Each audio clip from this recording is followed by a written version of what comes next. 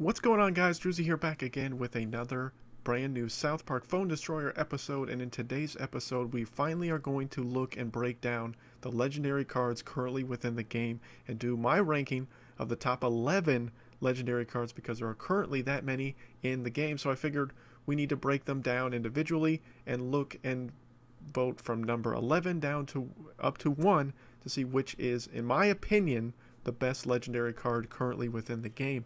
So we're going to start we're going to start from 11 and work our way up to the top. So the last card that we talk about here in this breakdown will be what I consider the top legendary card within the game. Now, again, this is going to be my personal opinion as we go through this list. This is not fact, but again, I'm going to go based on certain statistical analysis as to why I have deemed each of these cards the way that they have. I still am missing 2 legendary cards within the game currently, but I will talk about them in this video. So, number 11, starting us off, is of course Mr. HANKEY. So Mr. HANKEY, unfortunately, we just got to level 2. He, in my opinion, and in probably a lot of people's opinion that do have him, which he is pretty rare to have obtained right now, is the worst legendary card within this game for a variety of different reasons. Number 1 is he has little to no damage and or survivability whatsoever. He is essentially a legendary spell card. His Warcry ability doubles the charge rate of all allies for 20 seconds, which is pretty nice, don't get me wrong, but that's all he really does. Once that ability is done, he is then now no longer useful whatsoever to you, because then he's gone from the battlefield. You can't rely on him to actually do any kind of damage, do any kind of thing to help you out. He's pretty much just a spell card, and then that's it. If you're going to just have a card that is legendary and basically just a spell, what are you really expecting out of him? He is usable in friendly battles. That is really about it. In ladder play, you're never going to see someone play Mr. HANKEY unless he's an event card in some kind of weekend event, because he's just flat terrible. So I don't really know how much more detail I need to go into, just that Mr. HANKEY, in my opinion, is the bottom of the pile of this list of legendary cards. Our next legendary card, number 10, Witch Doctor Token. Now, the main reason why Witch Doctor Token is so low on this list is because his charge ability, though it is pretty solid, 90% of the time you may not even get it off because it's too slow at actually the animation of it to actually work. I've talked about Witch Doctor Token in many videos here before here on the channel in my feelings of him, and he's just, again, not that great of a card. His stats are not adequate enough for being a legendary card currently within the game. Compared to a lot of the other fighter legendary cards right now, he does have more health. He does have more health than Standing Many Moons, who at max level is 722 max health, where Witch Doctor Token is 798. That's only 76 health difference. That's really not enough in all reality to just make him that much better, because at least Standing Many Moons actually has a usable, basically charged ability, where Witch Doctor Token really doesn't in all reality. So that's just the main disadvantage for him. Doesn't have that great of damage output. It's just 1 better than Standing Many Moons at max level. So his health does increase, but his damage doesn't really scale up at the same rate that his attack does. So that just puts him at a huge disadvantage. You're going to have to do a lot of tweaking, really, in my opinion, to make Witch Doctor Token more viable. And sadly, he's the one that I have the most legendary drops for. I have him with 2 of 4 now to almost get him to level 3, and that's higher than any other legendary card that I currently have within the game. So really unfortunate that I've gotten as many Witch Doctor Tokens as I have, because in my opinion, he's just a terrible card.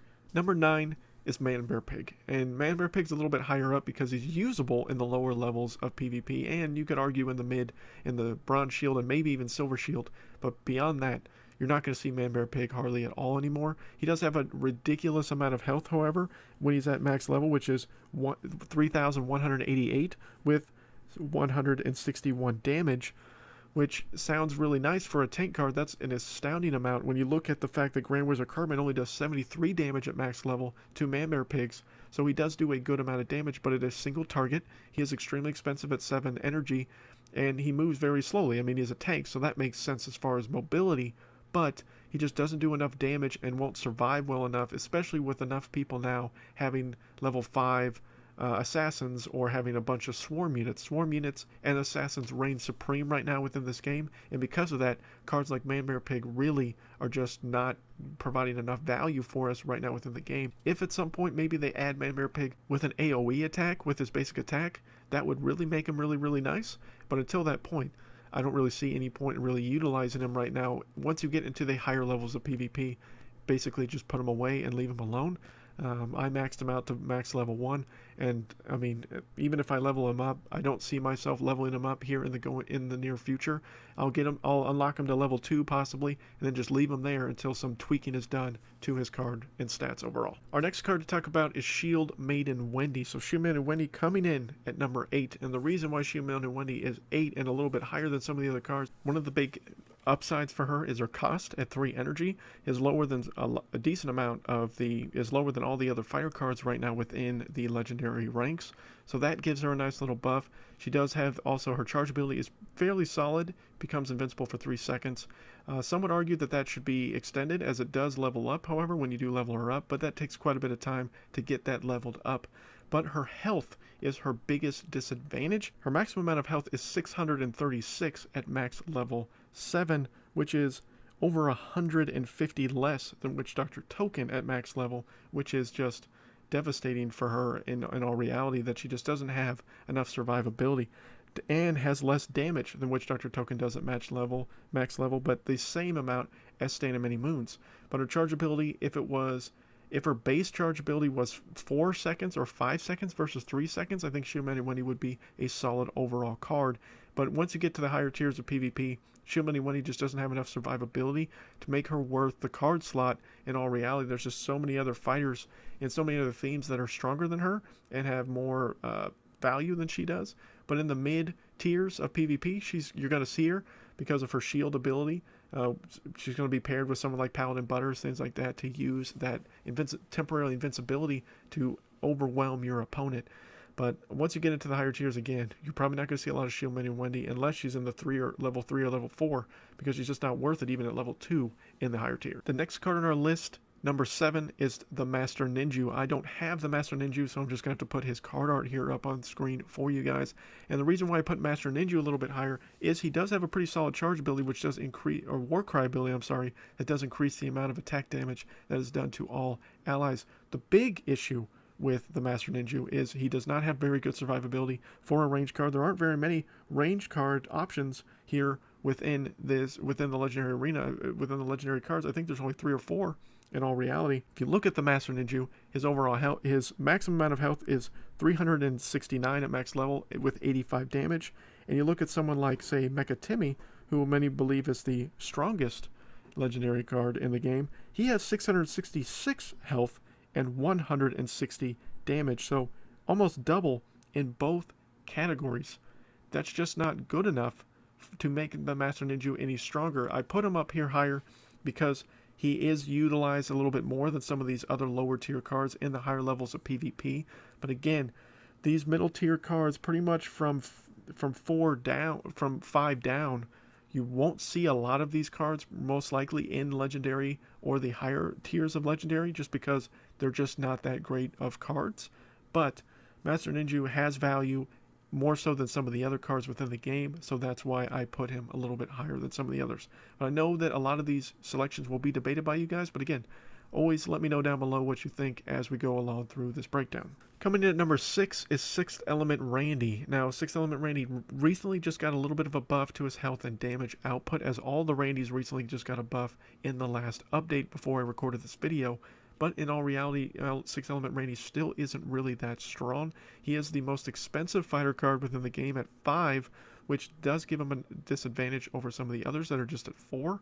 Yes, he does spawn units and summon units which are strong tank units with his Roombas, but in all reality, the Roombas aren't strong enough, and he's not strong enough still, even with the recent buff, to really make him super viable in the higher tiers of PvP. A lot of the breakdown that I'm going through here with these card selections are more focusing on Legendary Arena gameplay more so than just all the other tiers. 6th Element Randy has some value in the mid to lower tiers. He was the first Legendary card that I obtained within this game, and I utilized them in a couple of videos early on. If you want to check those out, they are in the video section here on my YouTube channel. But 6th Element Randy still just not that great. He could be better.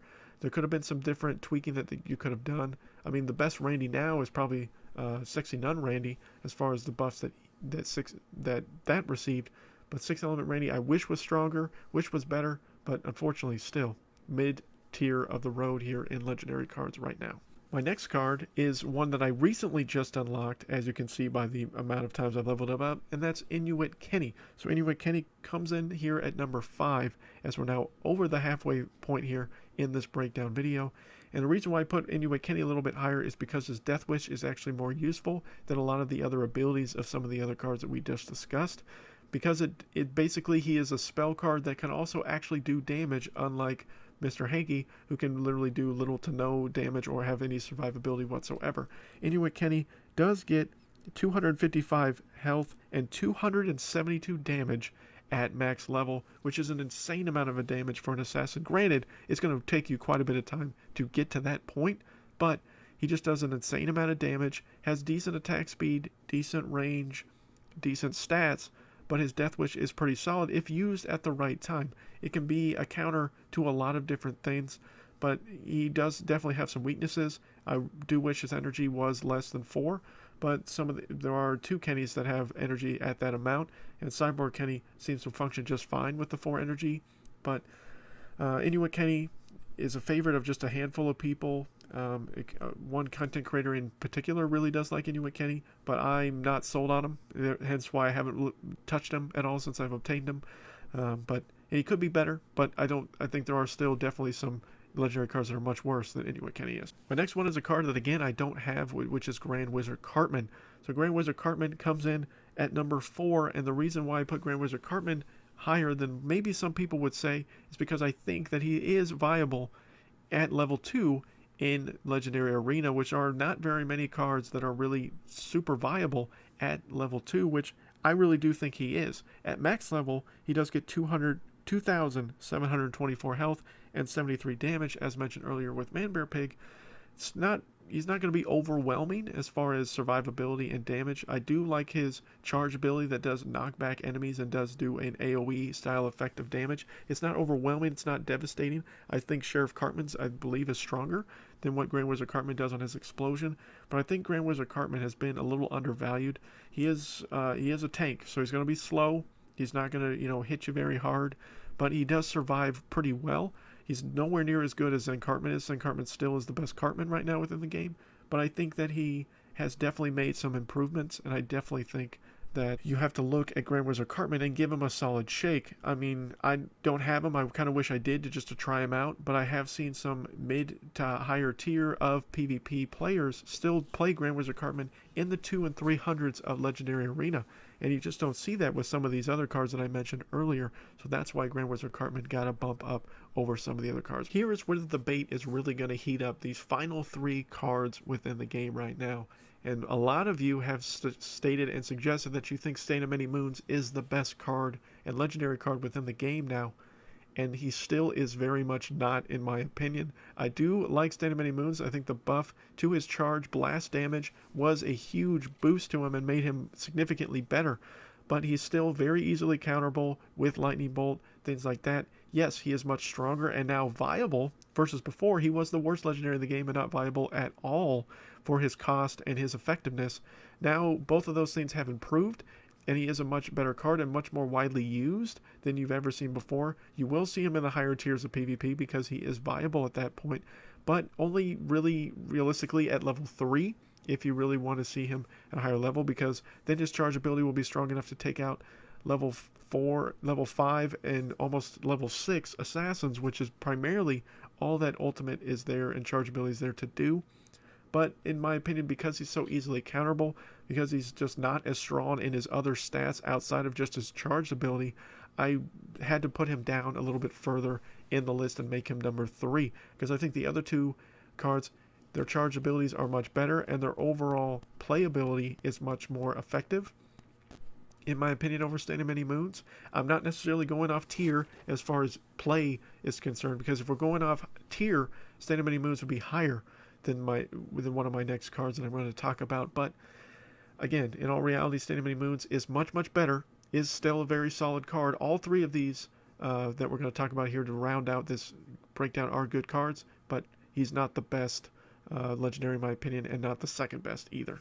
So many of you may not be surprised by the final 2 that I'm going to talk about here, but Medusa Bebe falls into the number 2 slot behind the obvious, most likely winner that most of you would have assumed when I started this breakdown. And I really like Medusa Bebe. She's one of my favorite cards within the game. Could she be better? Yes, she is by no means the best legendary card within this game. I do really like her ability that she kills an enemy and turns an enemy into a snake. I think is very solid. Her survivability is the main big thing that makes Medusa Bebe so strong. The fact that at max level, she will have a max health of 929 with a max damage of 135. That is absolutely insane. That's almost 300 more than Mecha Timmy.